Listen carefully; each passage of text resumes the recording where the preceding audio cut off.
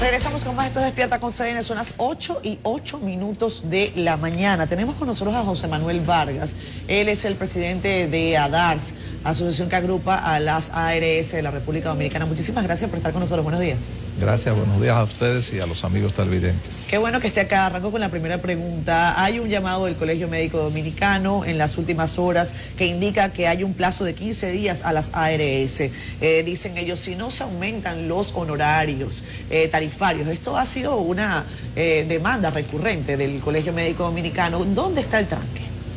Bueno, lo primero es que debemos informar que esa es una decisión que no compete a las administradoras de riesgo de salud. Como ustedes conocen, el catálogo de prestaciones del Plan de Servicio de Salud lo establece y lo aprueba el Consejo Nacional de Seguridad Social.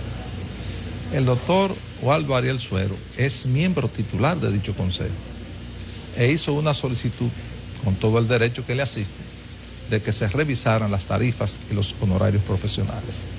Y el Consejo Nacional de Seguridad Social dictó una resolución, la número 514-02, que establece el costo de esa solicitud, 8.775 millones de pesos. Como ustedes entenderán, la situación actual que vive el mundo y que vive el país es bastante precaria desde el punto de vista económico, desde el punto de vista de salud, por la pandemia del COVID-19.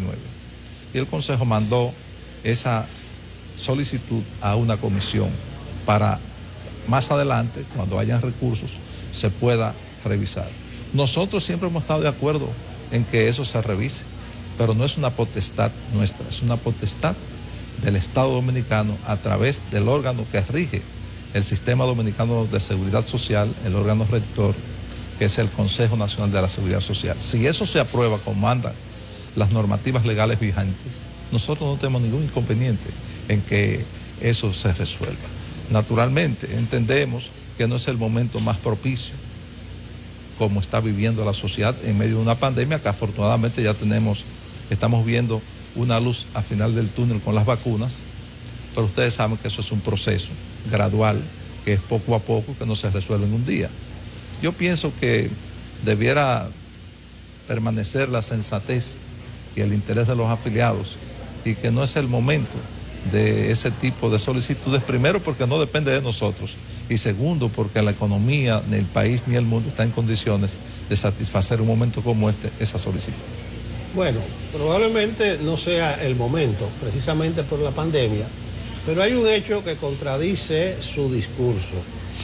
Es agua pasada porque ya se llegó a un acuerdo, pero el 25 de febrero, la entidad que usted dirige anunció que las 6 ARS incorporadas no iban a seguir brindando, asumiendo la diferencia correspondiente al afiliado por hospitalización y cuidados intensivos de COVID. Eso provocó un revuelo grandísimo porque eso es grave, pero se llegó a un acuerdo. ¿Qué era lo que había? ¿Falta de pago? ¿A qué se debió ese anuncio del 25 de febrero? Primero le agradezco muchísimo esa pregunta y es muy importante. La razón fundamental de esa decisión es que nosotros como grupo de la Seguridad Social, como sector que pertenecemos a la Seguridad Social, hemos estado pagando todos los servicios de COVID de nuestros propios bolsillos, de nuestro propio peculio. Y como usted entenderá, los recursos son limitados. Llevamos un año pagando desde la consulta ambulatoria hasta los internamientos, los medicamentos, los estudios diagnósticos, los centros de estudios de laboratorio y todos los servicios de salud que demanda el afiliado. Y también hemos puesto a favor de la sociedad toda nuestra infraestructura tecnológica y toda nuestra organización que es eficiente y que es transparente al servicio de la sociedad para facilitar la prueba PCR, que no la asumimos nosotros, que se hizo un convenio con el Estado, pues una responsabilidad del Estado tratarse de una pandemia, y el Estado no la reembolsa después que nosotros le pagamos a los laboratorios. Llegó un momento en que los recursos se agotaron porque la siniestralidad, es decir, el costo médico normal, ya todo el mundo está acudiendo a los centros médicos y a sus médicos, subió a un 97%. Y el costo del COVID para nosotros ronda el 15%. Entonces, por esa razón, hubo que empezar a decidir algo que no nos corresponde, porque los copagos son normales en toda la atención en seguridad social, y lo único que intentamos desmontar fue la parte que corresponde del copago a los afiliados, porque sencillamente no teníamos los recursos en ese momento para hacerle frente. Se buscó una alternativa, hemos seguido cubriéndolo, pero lógicamente hay que buscar una solución definitiva, ya sea incorporando esos servicios al catálogo de prestaciones del plan de servicios de salud que sea costeado, o ya sea que el Estado, que es el responsable, busque los recursos para atender una necesidad de la población, tal como sucede en cualquier parte del mundo. ¿Pero le están solventando el copago o fue un acuerdo? Hasta ahora lo estamos solventando con un acuerdo con las autoridades que estamos negociando todavía y que esperamos que en los próximos días se resuelva.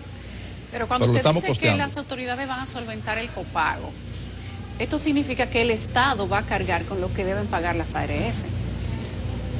No, porque... Y anterior a lo que decía Nelson, de que ustedes suspendieran o las ARS suspendieran la cobertura, cuando se hizo el anuncio, las mismas autoridades dijeron que si aquí alguien había estado cargando pesado con el costo de todo este proceso de pruebas y de diagnósticos de los ciudadanos, era el Estado y no las ARS.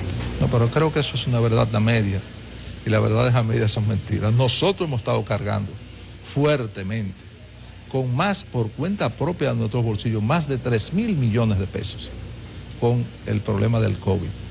Y cuando nosotros anunciamos esa decisión, era sencillamente porque los recursos se estaban agotando y hay que buscar una solución definitiva que le corresponde al Estado, porque una pandemia en todas partes del mundo es una responsabilidad del Estado dominicano, y nosotros, para ser solidarios con el propio Estado, con nuestros afiliados, con la sociedad, asumimos todo ese costo, pero todo tiene un límite, los recursos son limitados.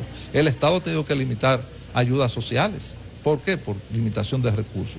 Imagínense usted, nosotros recibimos una cápita con la vocación de atender las diferentes demandas de servicios de salud que los afiliados necesitan, pero no podemos hacer más de ahí. Y somos totalmente transparentes, nosotros decimos cuánto nosotros recibimos de cápita, cuánto pagamos de costo médico, cuánto nos cuesta, cuánto perdimos, cuánto nos ganamos. O sea, somos uno de los sectores más transparentes de la sociedad, y eso está en la Superintendencia de Salud y Riesgos Laborales, no porque lo diga yo, usted lo puede consultar en la página web, todo lo que nosotros hacemos.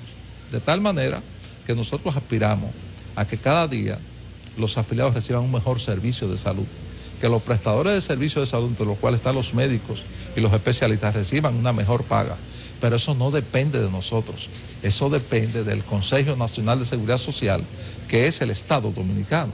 Y les reitero, esa resolución 514-02, que usted la puede consultar en la página web del Consejo Nacional de Seguridad Social, y dice el problema que costaba esos 8.775 millones de pesos. La solicitud es revisar las tarifas y los honorarios.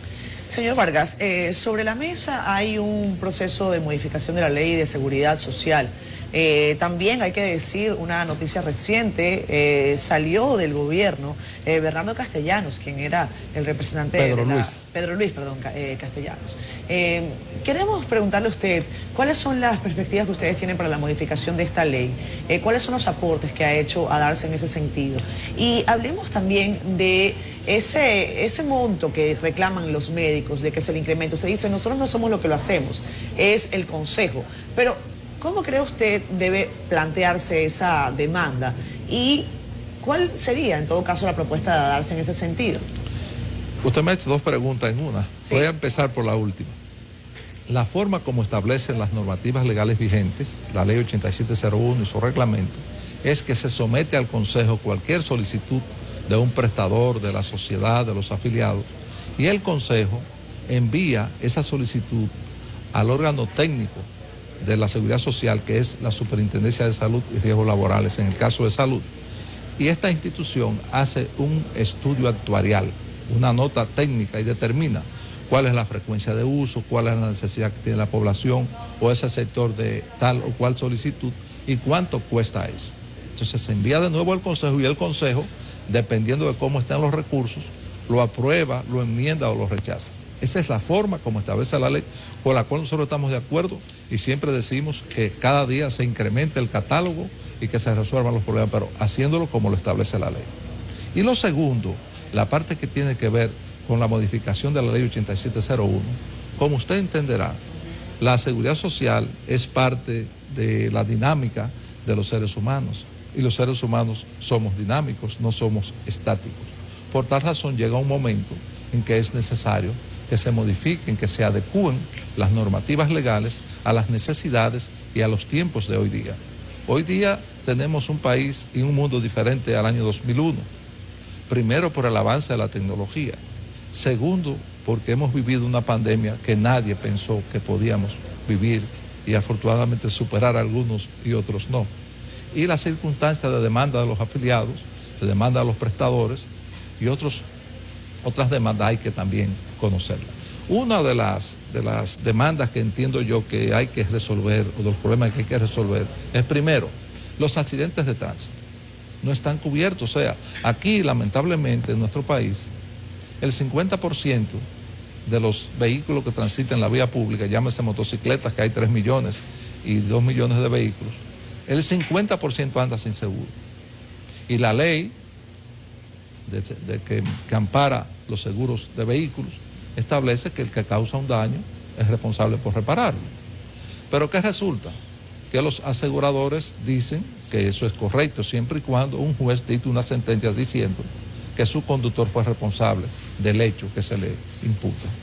Y del momento que ocurre el accidente hasta que se dicta la sentencia, transcurre un tiempo que podría poner en peligro la vida de ese ser humano. Y por esa razón nosotros, como ARS, estamos asumiendo las atenciones en salud por accidentes de tránsito, que es un aspecto deficitario. Decimos que eso es correcto porque eso es una necesidad de los afiliados y que en esa modificación de la ley debiera incluirse dentro del catálogo de prestaciones del Seguro Familiar de Salud.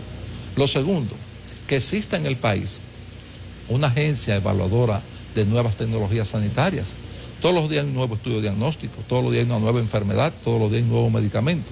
Y alguien con la calidad profesional, como son por ejemplo los centros, las universidades, debiera tener esa agencia que diga si esto es necesario, que las cosas buenas son mejores que las malas, que los efectos adversos no son tan lesivos a la población.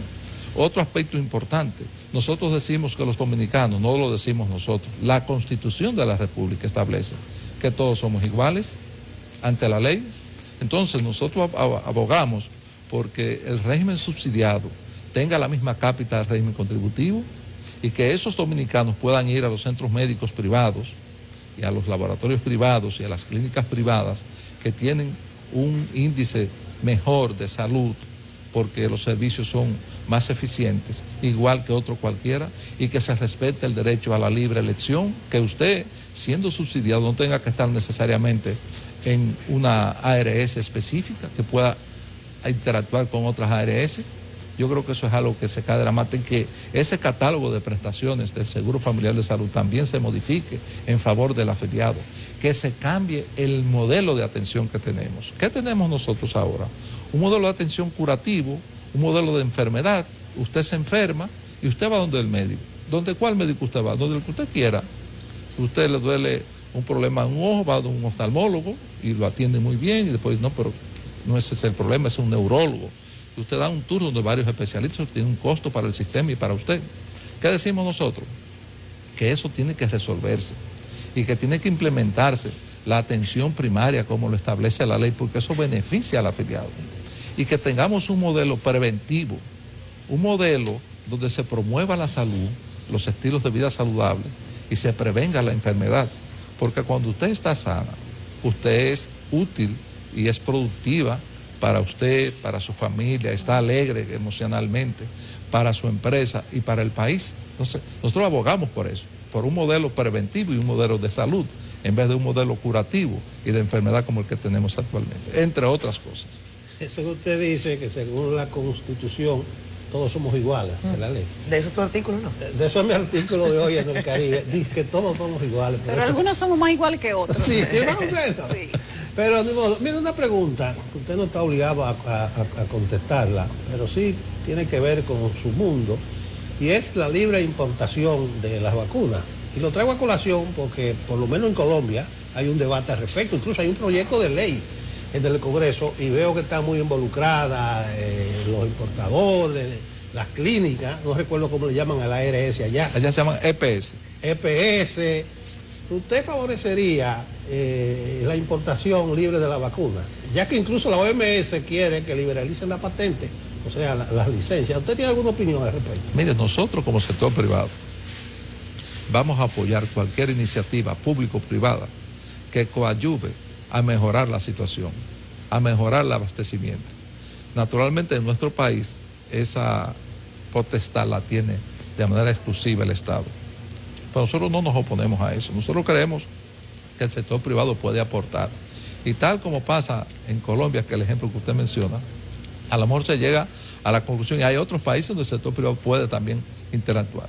Aquí se habla que se quiere evitar que los precios se alteren, pero yo creo que si hay, las cosas están claras y si se establecen unos precios de referencia, eso perfectamente podría producirse en beneficio de que el proceso se pueda acelerar, porque yo creo, perdón que le interrumpa, que todos debemos vacunarnos, porque es la única medida que salvaguarda la salud de la población. No, lo que iba a decir que, mire, al Estado se le acabaron los primeros lotes. Por suerte eso está a favor de que debe haber vacunas en abundancia aquí. Sí, por suerte dice que llega a 1 millón de vacunas esta debe semana. tener el aire ahora. No porque no esté seguro, sino que a lo mejor está en un avión. Es posible. Ha sido embarcada.